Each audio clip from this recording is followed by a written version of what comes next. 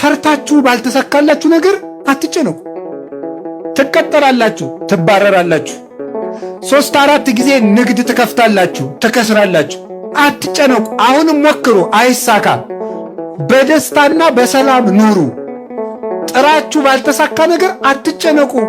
ለምን ዳውነንስ አንሞትም? ሰነፉነን አንሞት እንጂ ዳውነንማ አንሞት። ምን ችግር አለው? 3 ክንድ ከስንዝር መገነዣ ብቻ አይደለም ይከተልን? ምን ይዘነው ምን ነገር አለ? የለም። ስለዚህ ለምንስ ዳኑን? ድህነታችሁን ለስንፍና ማስረጃ አታድርጉት እንጂ የታባቱ ለምን ዳልሆንም ብላችሁ አትስነፉ። ሰርታችሁ ዳ ከሆናችሁ ግን እግዚአብሔር ይመስገን በሉ። እስኪ አንድ ጊዜ እግዚአብሔር ይመስገን በሉ።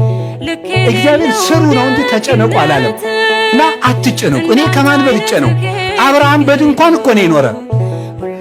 ጌታዬ ወይ የዚህን ያህል ምን በድዬ ነው ጥሩ ስራ ማሰራኝ?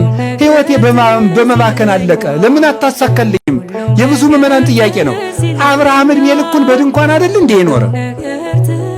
እኛስ ከአብርሃም እንበልጣለን? ይስሐቅ በድንኳን ነው የኖረ።